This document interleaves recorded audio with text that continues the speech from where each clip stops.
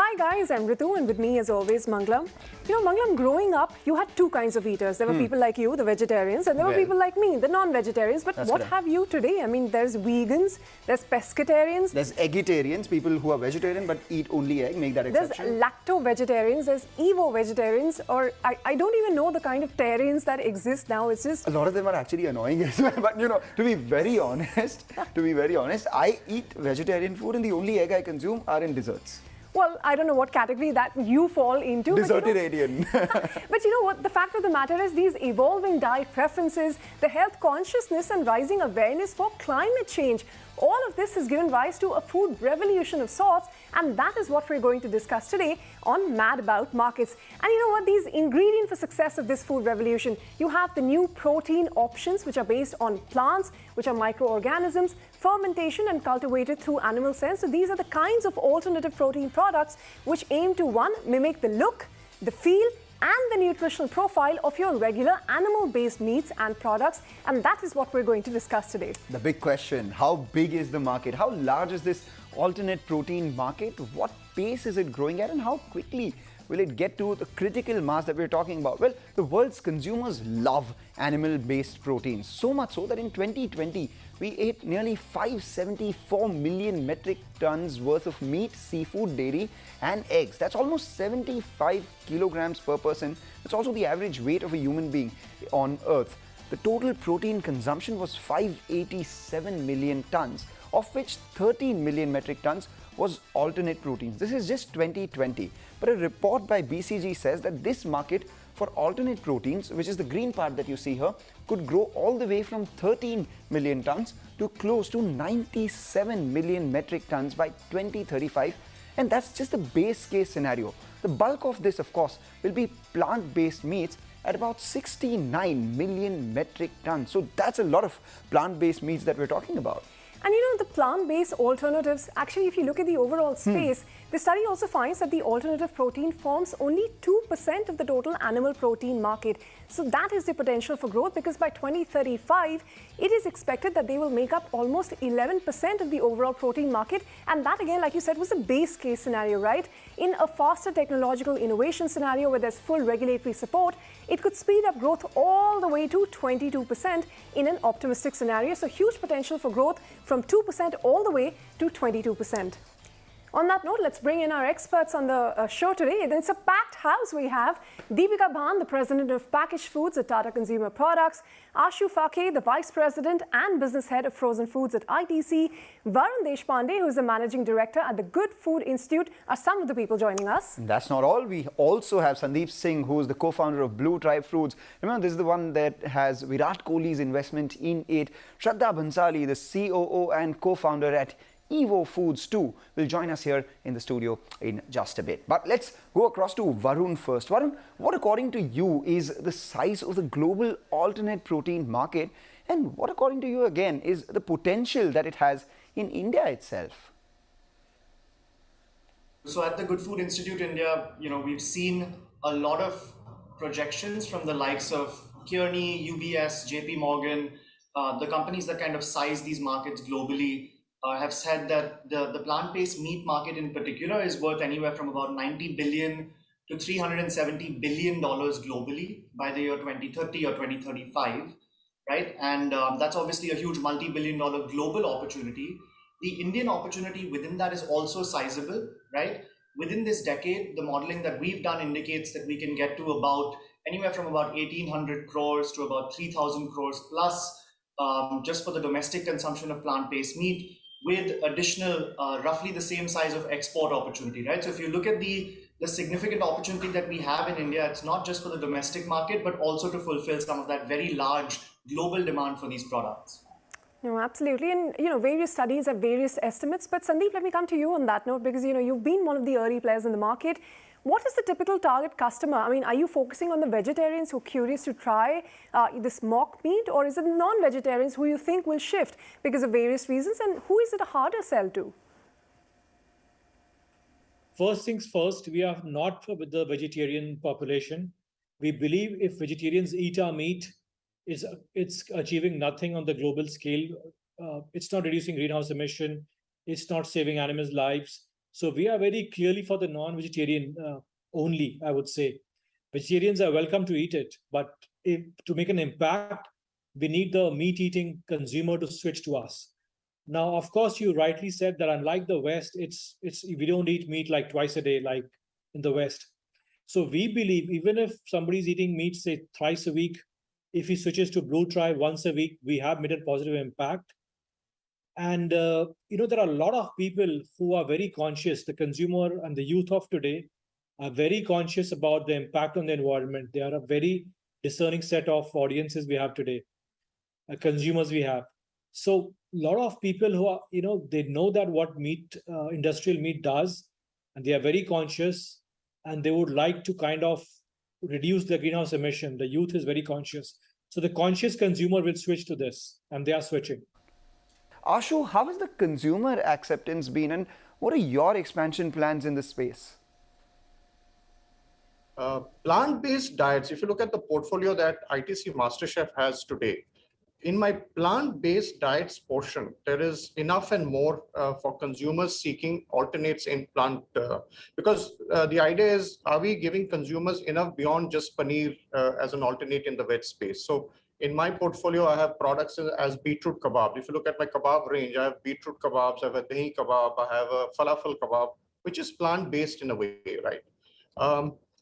So that's the space we operate. And now I've introduced the incredible nuggets and incredible burger patties, which is in the plant-based space as we say. And if you're a non-vegetarian, you have an option to try out the plant-based, or you can also try out the alternate protein in the incredible burger patties and nuggets that we have. Because it gives you a texture and a feel which is similar to a non-veg bite, but it is obviously in the vegetarian space. All right, gentlemen, hold your thoughts. As we said earlier, Shraddha Batsali, the co-founder at Evo Foods, is also going to be joining us. Shraddha, welcome to the studio here, and thank you for joining us. The hot new entrant in the plant-based meat or egg category, rather. So I actually wanted to start by asking you, what is the opportunity you saw? Because, I, for one, I am a meat eater, I consume eggs. Why would I go buy a plant-based egg, and how would you convert me with your pricing, for instance? Okay, so the opportunity over here, the one thing we need to understand, right, is when you look at the plant-based market right now, on the innovation bell curve, where, we're at the beginning, we're at the innovator, early adopter phase, right? Yeah.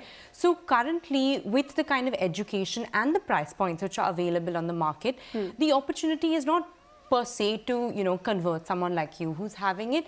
Currently, it's more for your vegans and vegetarians. But I will tell you, when it gets better. That is the exact opposite of what Blue Tribe told us. For instance, they were saying that target audience is very much And I'm a vegetarian. Yeah. I don't know whether I'll be able to consume an Evo product. How do you convince me to consume a product that tastes like egg? Because I don't like the taste of egg. Okay, so two things. To answer your question first, how do you convince the mass market, right? Yeah. How do you get them to have eggs, right? So let's look at, a product that gives you all the benefits of the eggs that you love, right? Yeah. The taste, texture, protein, all that stuff without any of the nasties, right? So none of the cholesterol, no antibiotics, no cruelty. No smell. And no smell, and it's better for the planet, right? Yeah. And that, at a price point, that is the same as an organic egg. So if you're looking at a better egg, this product is for you. But if you're currently buying an egg at, the conventional egg rate, which is around 7 rupees, this product will be for you, but when I can give you a better value for your money. Yes. How much does this cost? Huh? How much does it cost? This product right now, we're priced in the ballpark of organic eggs currently. Which would be? Between 250 to 300. Oh wow, from 7 rupees an egg to 250 to 300 an egg. No, not per egg. Oh, okay, per dozen. Which is like 6 to 7.5 eggs. Okay. Depending on the packaging, Okay, makes sense. Would you buy a product like that? And can you use it as an ingredient for which eggs are used, say, baking cakes, etc.? So the product that we have right now, which is the plant-based boiled egg, that you can use exactly how you'd use a boiled egg, right? You can fry it, you can pan grill it, you can use it in a mousse, you can put it on your Evo toast, eat it plain, any of that fun stuff. All right, quickly, hold your thoughts there. We're very curious about this product, but we'll get back to you in just a bit. By 2035, it is actually estimated that every 10th portion of meat, dairy, eggs that is consumed around the globe is very likely to be alternative, and that is a best case scenario for the industry. The result is going to be a $290 billion market size for alternative proteins by 2035 globally, and this is going to yield significant benefits, not just for consumers, but like Shraddha was telling us, also for the climate. So a BCG study again finds that the shift to plant-based meat and eggs alone is going to save more than 1 gigaton of carbon dioxide emissions, which is the equal of Japan going completely carbon neutral for an entire year. Eating that much plant-based protein is also going to save enough water to supply the city of London for 40 years and make a major contribution to food security and our planet's biodiversity. All right, then let's shift focus to India itself. About 70% of India's population, as against popular belief, is actually non-vegetarian. But we consume relatively low quantities of meat, which is sometimes referred to as flexitarians. About 50% of our population in the 15 to 49 age bracket also is digitally connected with the global trends. And this is something we here on Mad About Markets have been looking at ever since we started. And this is also the demographic which is looking to improve their lifestyle. And lastly, 7 out of 10 Indians are found to be deficient in proteins. And that explains the significant scope for consumption and conversion to alternate proteins, specifically plant-based meats. The other two categories of alternate proteins, which are microorganism based and we have the animal cell-based protein as well, are in an extremely nascent stage, like Shraddha said, of the innovation bell curve. So we focus on the potential of plant-based meat market itself. We had a report coming in from Nirmal Bang estimating that the Indian plant-based meat market, which is currently about $30 to $40 million, by 2024, not too far away from now, it's expected to touch all the way up to $500 million, or roughly $500 million. And other reports too suggest that this market may double from there on to $1 billion by 2030 itself. So that's quite a size that we're talking about. But who are the players that dominate this market? It's people like you. It's startups, actually. It's very much dominated by startups in India. And they've made rapid progress over the years. So you have your early starters, the likes of Ahimsa, and then you have Evolved and Blue Tribe that came in later. Evo, of course, now Imagine Meats. All of these players have been in this space for a while now. But now, MNCs like Nestle and Unilever are also acquiring and even organically launching their own plant-based meat products globally. And if you see world over, whether it is your Domino's, your McDonald's, Subway, all of these chains, they have introduced plant-based meat products on their menus, and that trend is also picking up in India. Recently, you also had the big FMCG companies, the likes of Tata Consumer or ITC, also launching their products in the plant-based meat category as early as this year itself. So ample opportunity, first dominated by the startups, but now also getting into the space from the more established players. But let me toss that question to you, at Tata Consumer, Deepika, because what made you look at this market now? Because you're only making your entry now in a space which is heavily dominated by startups. How much of the market share do you think you will be able to capture? So I think let me start by saying that actually we think it's a big, juicy opportunity, right? It's definitely a Horizon 3 bet. So we're not in this market for the size today. We're in this market for what it promises to be. Aside from the fact that we know we are more a meat eating than a vegetarian country, right? 7 out of 10 Indians actually consume meat. That we are all seeing a really large trend towards more conscious consumption. So people are definitely more mindful of the food that they eat, both from a nutrition standpoint, as well as increasingly from a good for planet standpoint. And so there is definitely a very high proclivity to try, things like alternative meat. All right, but the bigger question again is, what do consumers want in India in their plant-based meats? It really comes down to 3 things. The first one, the taste, of course. The second one, the texture of real meat. And the third, most important one, pricing. In fact, earlier we conducted a poll to understand the acceptance of plant-based meat in India. And here's what it threw up. Half of them said, no thanks, I'm vegetarian. And a third of them said, hell no, bring me the meat. 5% have switched over to plant-based, whereas 15% have said that they're vegetarian, but they're curious to taste. Pricing is extremely important, Deepika. So what would motivate people to actually buy or try this product? Price-wise, it's much higher, right? No, that's a great question, and you're absolutely right. This is very early stage, right, in this industry. And as a result, at this point, the scale economics are not allowing for great costs. So today, if you went out to buy an alternative meat product, it will be more expensive than a meat substitute. Yeah, anything would be in 1.3 to 1.8x, depending on what flavor you buy. So we are very conscious that one of the challenges definitely in getting this adoption to go up is going to be to offer this at cost which is parity to meat. In an ideal world, you want it to even be cheaper because you want to incentivize consumption. I think with a bit of scale, some of that will kick in. Yeah, so getting price and cost right is something we're very conscious about. At this point, our endeavor has been to pass the first test with the consumer, which is the taste test, right? Because the biggest barrier to entry of the category is going to be if it feels like meat to you.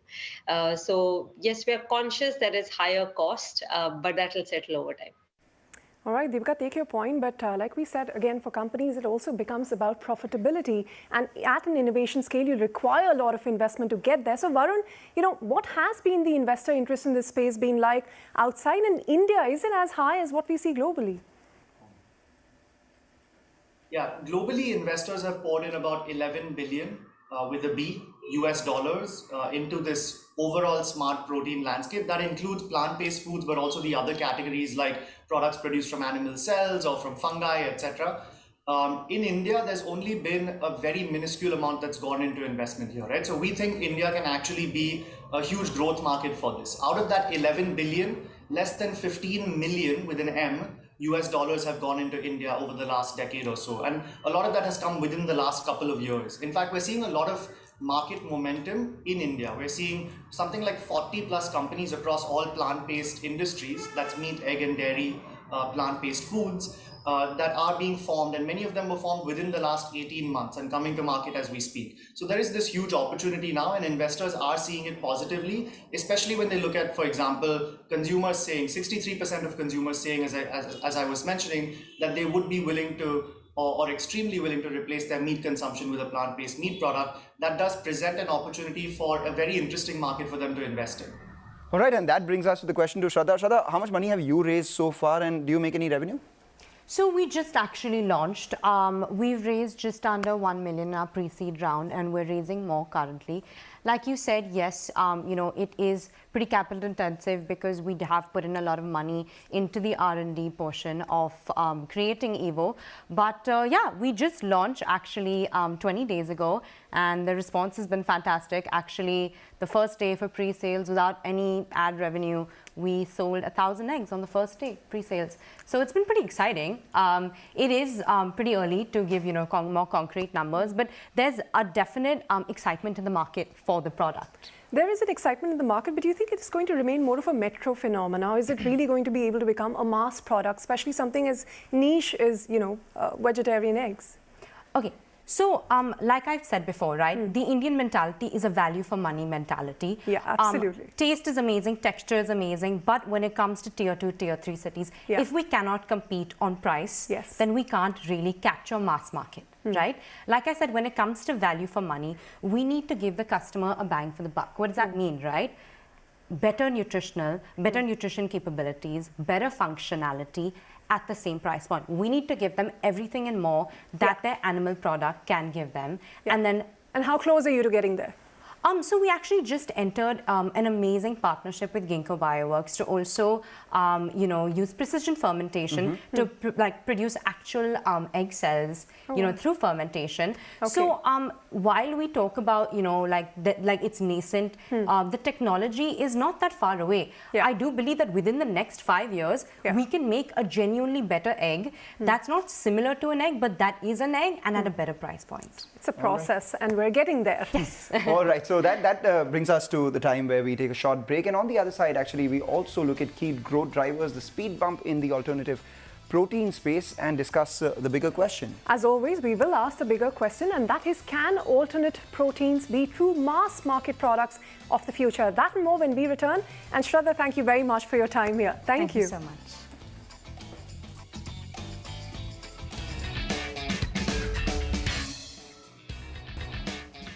Welcome Welcome back. You're on Mad About Markets, and today we're talking about the alternative protein industry, expected to be almost $1 billion industry in India within the next 10 years. But right now, it is a nascent industry, and given that it is a nascent industry like all others, it has an own sets of challenges which it has to grapple with.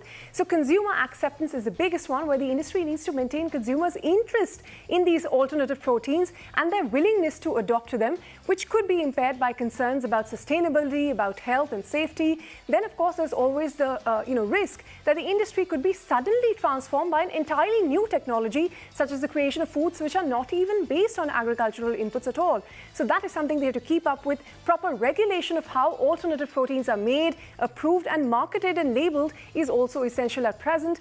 And the global regulatory environment, that is still quite vague and fragmented. Of course, it is developing rapidly with the industry as well. And there are other challenges you have, whether it is ingredient and supply chain disruptions, or impact on industries which are dependent on livestock and so on. So the list of challenges is quite large, given that it is a relatively newer industry. So Ashu, actually at ITC, what do you perceive to be the bigger challenges as someone who's just entered this market? I think the first is going to be around awareness, which as a challenge and an opportunity per se, as both in the health space and around sustainability. As that continues to grow, I think people become more aware of this space and therefore seek out alternates. With awareness is also linked the fact that do people know enough of this, the product range available? So accessibility is going to be very important. Getting the product to be accessible to a large number of consumers is going to be key. Third is going to be affordability, Ritu. I mean, it's at this point in time, if you just look at the alternate protein space, it is expensive. It is 2 to 3 times more expensive than the current products available in the market. So you need to crack the affordability piece. And I think the fourth, which for me, which is also is very, very important, is around taste. You can get the other 3 going, but if you don't get the taste right, and if you don't provide consumers with a variety of great tasting products in this space, the format and the category will remain restricted.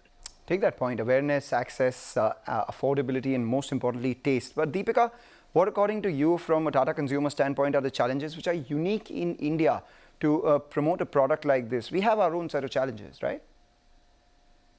First, let me start by saying that there is greater opportunity than there is challenge. But the big challenges for us as we start to grow the category in India, number one is, just helping the consumer form the new habit. Right. So we're very encouraged by consumer studies that say that actually 6 out of 10 consumers are very open to buying an alternative meat product. So, but helping them make this journey, really changing the habit in a country like India. So that's the first. The second is cost. Yeah, so ensuring that we are able to provide this at a cost which is very close to the meat substitutes is going to be a big game changer in being able to get penetration for the category. So these 2, I think, are the top challenges. The third one I'm a bit more confident about, which is taste. So we've got to make this change simple for consumers. It's a big change. So as far as the consumer is concerned, the product should taste as good as your meat product does. And I think that's what we're very conscious about. All right, and that brings us to the bigger question: can alternative proteins be true mass-based products in the future here or not? And we pose this question to both Sandeep as well as Ashu. Sandeep, take it away. Being a mass market, company was going to take time for us. I would say we are at least 5 years away from that. And you're right, we cannot be a mass product, nor are we positioning ourselves for that. It's going to take time. So in 5 to 6 years, when there'll be price parity with animal-based product, we could have some chances of being a mass company. We'll have to wait and see when in terms of how it evolves. And if you're specifically talking of alternate proteins, and as I said, this will of course depend on those 4 key drivers around affordability and taste and accessibility and awareness. And that'll determine how the category evolves. But as we say and as we speak, within that there is a category, as I keep referring to it, in terms of plant-based diets, right? which is a whole set of ingredient-led products. So whether the ingredients are lentil-based, whether the ingredients are pulses-based, whether the ingredients has a part of dairy in it, that's the portfolio which is also going to play an important role. So as you give consumers choices in both these spaces, one is plant-based diets and alternate protein spaces, I think the category will start to see emerge differently over the next few years. All right, on that note, we are going to wrap up this edition of Mad About Markets. So Ashu, Deepika, Varun, Sandeep, all of you, thank you very much for taking time out and joining us here today. All right, with that, we wrap up on this edition. See you again, same time next week.